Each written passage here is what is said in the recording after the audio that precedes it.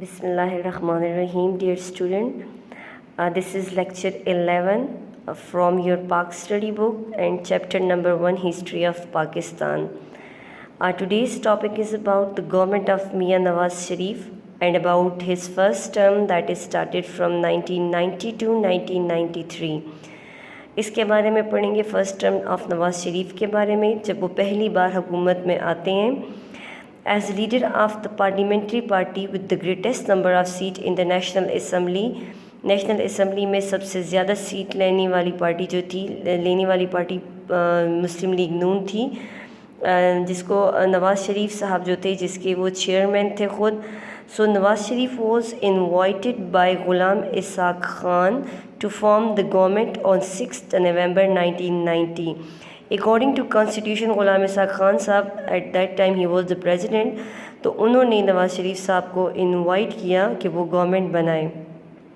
On January 27, 1991, India and Pakistan renewed agreement not attacking each other's nuclear installation.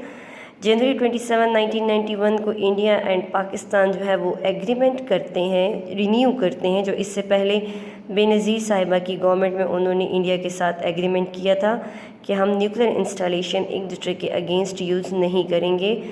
Same उस agreement को renew किया गया. उसके बाद नेशनल फाइनेंस कमीशन की बुनियाद रखी गई. The formation of the national finance commission was an important need of the time. With this award, the provinces gained financial independence from the center, which paved the way for the provinces' economic development on their own initiatives. बहुत important step था national finance commission का, जिससे provinces को पूरे financial independence मिल रही थी, मुआशी ख़ुद मुख्तारी मिल रही थी, आज़ादी मिल रही थी, पैसा मिल रहा था उनको डेवलपमेंटल प्रोजेक्ट के लिए. उसके बाद अगर हम बात करें तो Indus river system authority, the distribution of the waters of the river Indus was the main problem at that time. So chief ministers of all the 4 provinces signed an agreement in 1991. The Council of Common Interest, which is constitutional body for resolving conflict between the center and the provinces in a meeting chaired by Prime Minister himself, approved this agreement and decided to form the Indus River System Authority for implementing it. इसमें decide किया गया, prime minister साहब ख़ुद जो है वो इसकी chairmanship कर रहे थे, प्रिजाइड कर रहे थे इस मीटिंग को, और उसमें डिसाइड किया गया कि पानी 4 के 4 या 3 के 3 प्रोविंसेस में कैसे डिस्ट्रीब्यूट होगा, क्योंकि तीनों प्रोविंसेस में, और वो 3 प्रोविंसेस कौन सी, सिंध, KPK एंड पंजाब, इन पे इशू चलता था सिंध के पानी पे, दरियाए सिंध के पानी पे, तो उसको सॉल्व करना बड़ा ज़रूरी था. Then moving toward another point, that is to improve the economy, on January 22nd, 1991, Privatization Commission was formed. Privatization Commission की बुनियाद रखी गई with the objective lessening the burden on the treasury by privatizing those state-run economic enterprises which were incurring losses. वो state running departments, जो government के department थे जो कि मुसलसल नुकसान में जा रहे थे, उनको प्राइवेटाइज़ किया गया ताकि नुकसान पूरा किया जा सके और इसके बाद जो है वो नुकसान में कमी लाई जा सके. Next, moving toward another point, that is the main policy of the government of Nawaz Sharif.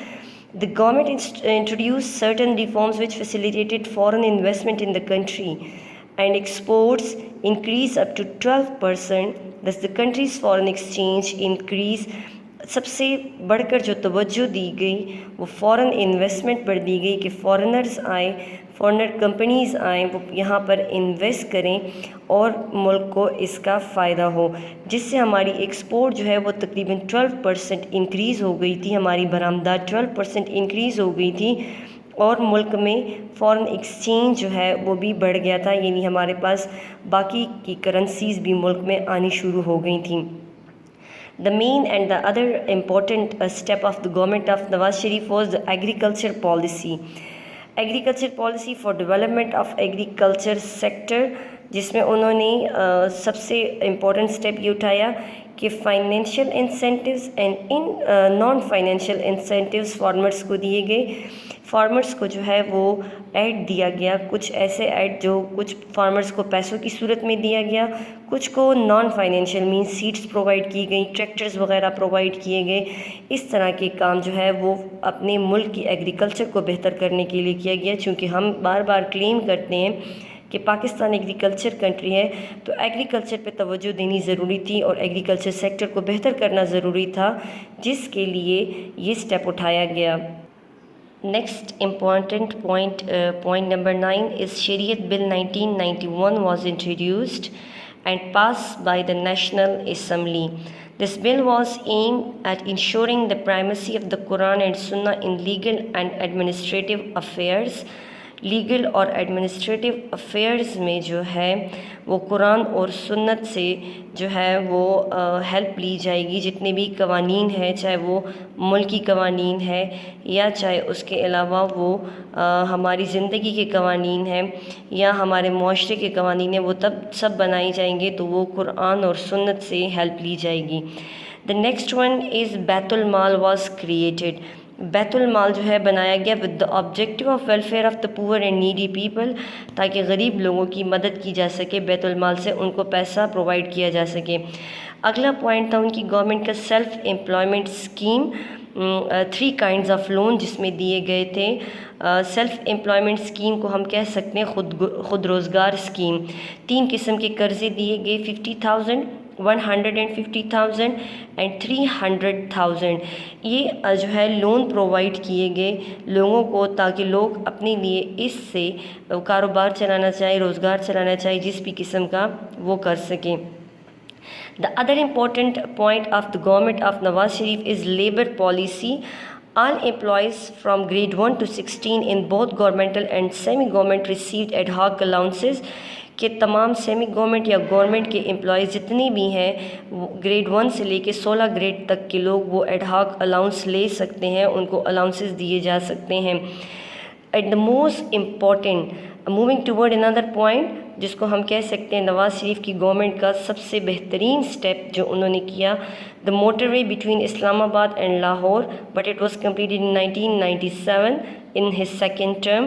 Motor وے کا آغاز کیا گیا، اور اگر ہم موٹر وے کی بات کریں آج کل پورے ملک میں موٹر وے کا جال بچھا ہوا ہے، تو اس کا کریڈٹ نواز شریف صاحب کو جاتا ہے. موٹر وے کا آغاز کیا گیا اور پہلا جو موٹر وے کی بنیاد رکھی گئی جس پہ کام شروع کیا وہ اسلام آباد ٹو لاہور تھا.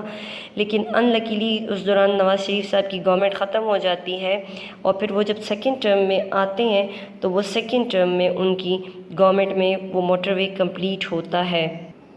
Another important point of his government, or we can say that another important reform of his government was on September 5th, 1992, Prime Minister promote the self-reliance scheme. انہوں نے خود اعتمادی خود روزگاری کی اسکیم انٹروڈیوس کرائی جس میں ٹرانسپورٹ کی زیادہ تر چیزیں پرووائڈ کی گئی آن 10% ڈاؤن پیمنٹ، یعنی ٹیکسی، رکشا، اس کے علاوہ پک اپ ٹرک ایٹسیکٹرا، بس، تاکہ جو لوگ ڈرائیونگ جانتے ہیں اور ان کے پاس کوئی روزگار نہیں وہ اپنے لیے گاڑی خرید کر اپنا روزگار جاری رکھ سکیں.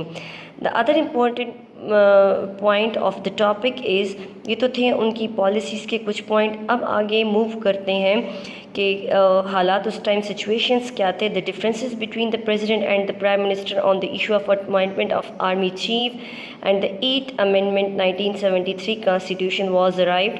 ڈفرینسز آئے پریزیڈنٹ صاحب اور ہمارے پرائم منسٹر صاحب کے بیچ میں اس وقت اختلافات آ گئے، اور اختلافات کی مین وجہ کیا تھی؟ Appointment of army chief, army chief کا جو ہے وہ اپوائنٹ کرنا اینڈ 8th amendment بل پاس کرنا، 8th amendment کرنا کانسٹیٹیوشن میں.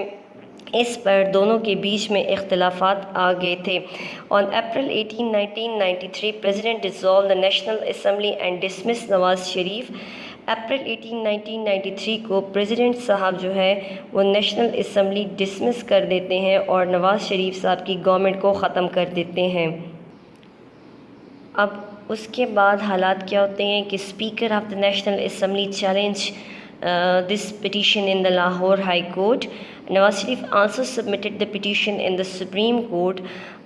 جو اس time speaker of National Assembly تھے انہوں نے اور نواز شریف صاحب نے بھی نواز شریف صاحب نے تو سپریم کورٹ میں پٹیشن سبمٹ کرائی، جبکہ نیشنل اسمبلی کے اسپیکر نے لاہور ہائی کورٹ میں پٹیشن سبمٹ کروائی against this step of the president, and on 26 May 1993 Supreme Court restored the National Assemblies and the cabinet again. 26 مئی 1993 کو سپریم کورٹ کا decision آتا ہے جس میں یہ کہا جاتا ہے کہ نیشنل اسمبلی کو دوبارہ ریسٹور کیا جائے، اگین نیشنل اسمبلی انہی لوگوں پہ مشتمل جو تھی بنائی جائے، اینڈ اگین کیبنٹ وہی والا جو ہے وہ اپنا کام شروع کریں. May 27 1993 Nawaz Sharif got vote of confidence. اب اگین وہ 27 مئی 1993 کو ووٹ آف کانفیڈنس حاصل کر لیتے ہیں نیشنل اسمبلی سے، but the Ghulam Ishaq Khan resign. چونکہ اس ٹائم پریزیڈنٹ وہ تھے غلام اسحاق خان صاحب، وہ کیا کرتے ہیں کہ اپنا ریزائن دے دیتے ہیں. On 18 July 1993 President dissolved National Assemblies and resigned of the Republic. 18 جولائی 1993 کو پریزیڈنٹ صاحب اگین اپنا ریزائن دینے سے پہلے تمام provincial assemblies plus national assembly کو اگین ڈیزالو کر دیتے ہیں اور ساتھ ہی فوراً اپنا ریزائن بھی دے دیتے ہیں.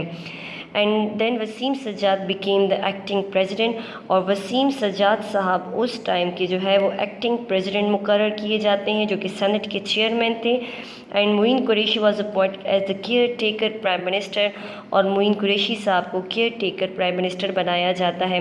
یہاں پہ اگر ہم بات کریں تو جو پریزیڈنٹ صاحب غلام اسحاق خان صاحب تھے انہوں نے بہت چالاکی سے کام لیا کہ خود جانے ریزائن کرنے سے پہلے میں فوراً پہلے یہ ڈسمس کر دیتا ہوں گورنمنٹ اور پھر فوراً ریزائن دے دیتا ہوں، تو نہ پھر مجھ پہ کوئی پٹیشن ہو سکتی ہے، نہ میرے اوپر کوئی کیس ہو سکتا ہے، اور گورنمنٹ جو ہے وہ آرام سے ختم ہو سکتی ہے. تو اپنے رول کو استعمال کیا گیا.